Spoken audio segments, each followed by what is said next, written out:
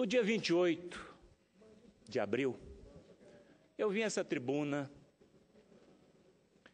para dizer ao povo brasileiro que a culpa de todo esse desastre econômico, social e moral que nós estamos vivendo hoje no nosso país é de culpa exclusiva do ex-presidente Luiz Inácio Lula da Silva.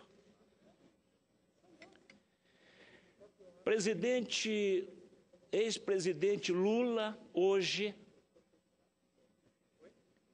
quer passar para a presidente Dilma toda a culpa desse desastre.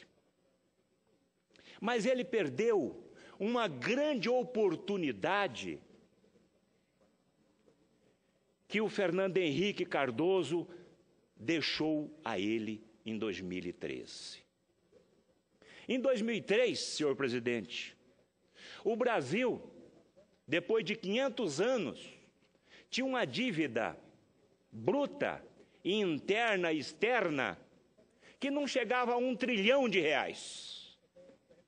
Hoje, 13 anos depois, o Brasil está batendo a casa dos R$5 trilhões, a dívida pública bruta, interna e externa.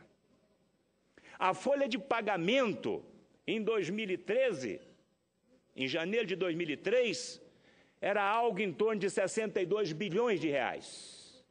Hoje essa folha de pagamento já ultrapassou a casa dos R$300 bilhões. A nossa balança externa nunca teve um rombo tão grande como o que nós estamos vivendo hoje. Desde 1947, temos um rombo na nossa balança comercial em torno de $140 bilhões. Ou seja, esse governo do PT teve todas as oportunidades para crescer a economia desse país, mas não fez. O que fez foi saquear os cofres públicos, sem a mínima responsabilidade. Não tinha um plano de governo, tinha um plano de poder. E isso está aí, as provas, em 2014. Só para se ter uma ideia, senhor presidente. O FIES, em 2013, foi gasto 6 bilhões e 500. Eles falam 7,500, mas 6 bilhões e 500. Em 2014, 13 bilhões e 700. Seguro defeso, 598 milhões de reais em 2013. 2014, 2 bilhões e 117 milhões de reais. Seguro-desemprego, senador Ferraz, foi gasto em 2013 22 bilhões, em 2014 32 bilhões de reais. O Pronatec, esse programa extraordinário de formação da nossa mão de obra, tão desqualificada, lamentavelmente, gastou-se 15 bilhões e 400 milhões de reais. Ou seja, comprar as eleições em 2014. Só que aí comprou muito caro. Se a gente pegar esses 4 dados que eu acabei de dizer aqui, o prejuízo com o FIES, que é algo em torno de 37 bilhões de reais, com o Pronatec, algo em torno de 9 bilhões de reais o prejuízo. Mais os outros, nós ultrapassamos a casa dos 50 bilhões de reais. Isto é lamentável. E hoje está o Brasil neste cenário econômico que nós estamos aí vivendo. Os empresários desmotivados, o emprego em alta, a taxa de juros lá em cima, não é? Perda de poupança, nós já perdemos mais de 32 bilhões de reais somente este ano na caderneta de poupança. E aí, depois desse desemprego, vem a criminalidade. Pois bem, senhor presidente, o Brasil enfrenta uma série de crises econômicas, decorrente dos gastos descontrolados e dos investimentos equivocados feitos por o governo PT. Enfrentamos também uma enorme crise política, sem precedentes, em que, para se manter no governo, a presidente da República precisa terceirizar aos subordinados e auxiliar suas nobres atribuições constitucionais. Apesar desse cenário tenebroso, em que a economia não reage pela incapacidade do governo e o governo não reage por causa da estagnação econômica, um fio de esperança parece indicar que, finalmente, podemos estar deixando no passado outra grave crise que existe desde sempre na República, a crise moral. Nos últimos meses, a Justiça, na pessoa do tão competente juiz Sérgio Moro, tem dado mostras de que a era da certeza da impunidade está se acabando. Na última sexta-feira, por ordem do juiz Moro, aconteceu algo que até pouco tempo atrás seria inimaginável. Foram presos preventivamente os presidentes das maiores consultoras do Brasil, da consultora Norberto Odebrecht e também da construtora Andrade Gutierrez. Essas prisões demonstram para a população que não há ninguém à margem da lei, rico ou pobre, poderoso ou não. Essa contestação de que a justiça pode atingir a todos causou terror e pânico no governo do PT.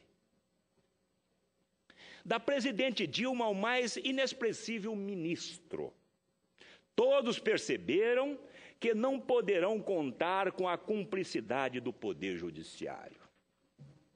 O pânico generalizado no governo e no PT só não é maior que aquele que tomou conta do verdadeiro responsável pelos desastres em série que estamos vivendo, o ex-presidente Lula.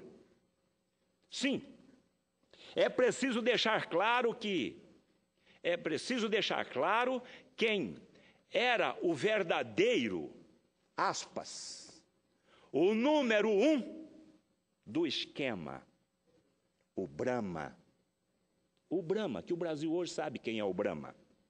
Aquele que sempre mandou e desmandou desde que o PT chegou ao poder, criando as condições para que o Estado brasileiro fosse saqueado incansavelmente pelos companheiros. Se hoje, infelizmente, vivemos numa república que tem ladrões, malfeitores e corruptos de toda a ordem no comando, isso se deve principalmente ao ex-presidente Lula. Ele trouxe os corruptos para o poder. Ele permitiu que o Estado brasileiro fosse assaltado e ele se beneficiou dos esquemas sujos executados por seus companheiros. Mas essa farra começa a cobrar o seu preço. Lula hoje é um homem ameaçado e acuado, que dorme com medo de ser acordado pela Polícia Federal na porta da sua casa. Lula hoje tem medo de ser preso e pânico do juiz Sérgio Moro. E eu disse aqui no dia 28 de abril que os doutores do Ministério Público Federal e a Polícia Federal iria convidar o ex-presidente Lula qualquer dia para tomar um cafezinho. E parece que esse dia, senhor presidente, está muito próximo. E é bom mesmo que Lula tenha medo, pois os empreiteiros da Odebrecht e da Andrade Gutierrez, presos, têm muito a dizer sobre os anos de PT no governo. Segundo a revista Época, o mais poderoso dos empreiteiros, o Marcelo Odebrecht, filho do senhor Emílio Odebrecht, mandou recado para o ex-presidente Lula e para a presidente Dilma. Ou eles atuam para melar a Lava Jato, ou livrá-lo da cadeia, ou a República cairá. Também há-se um comentário na imprensa que o senhor Emílio Odebrecht disse: se o meu filho for preso, me arruma mais 3 celas. Uma para mim, outra para o Lula e outra para a Dilma. O pai dele deixou claro que se o filho ficar preso, repito, outras 2 celas, uma para a presidente Dilma e outra para o Lula. O exagero, evidentemente, pode ser perdoado. Aconteça o que acontecer, a República permanecerá, porque ela é muito maior do que todos nós.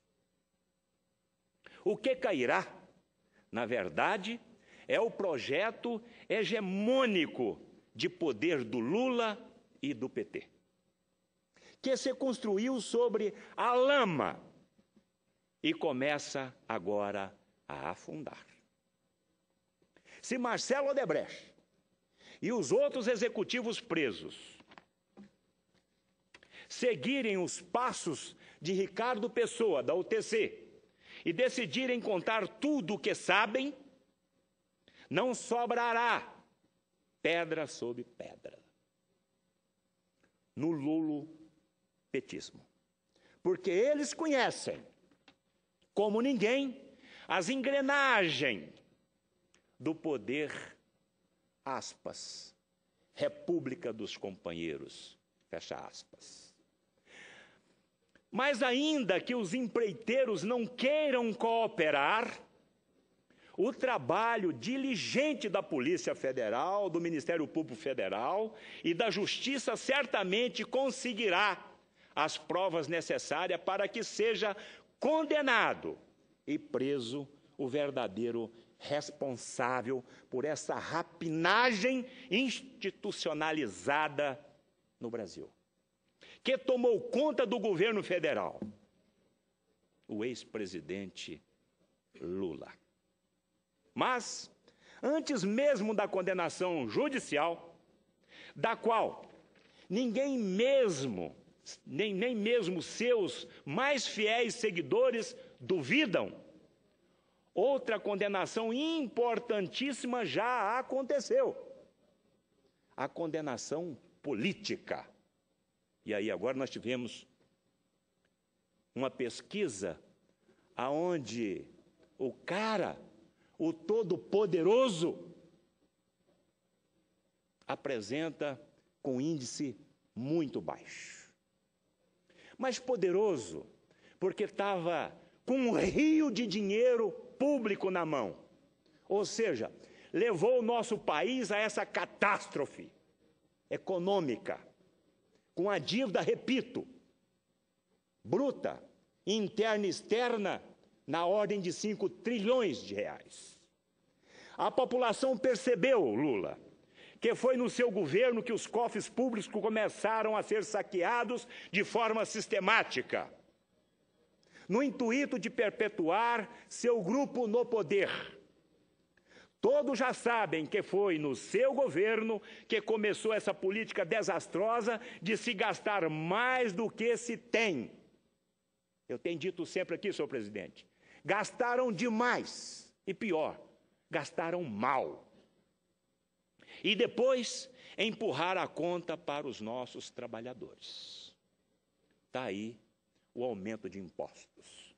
Está aí a história da correção da tabela do imposto de renda. Isto não é uma correção de tabela do imposto de renda. Isto é um aumento do imposto de renda das pessoas físicas. não é correção.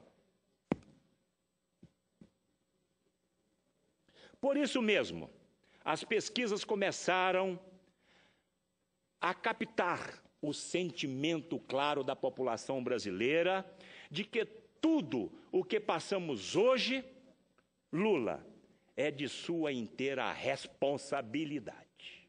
Não adianta mudar as cores do PT. Não adianta culpar a Dilma. Não adianta sair do PT, porque eu acho que ele vai sair do PT e vai para outro partido. Não adianta. A sua condenação política já foi consagrada nas ruas. Você não escapará do juiz Sérgio Moro. Não escapará. Eu tenho certeza disso. Tem certeza, Lula. Seu destino, como o dos outros petistas graúdos, será a papuda.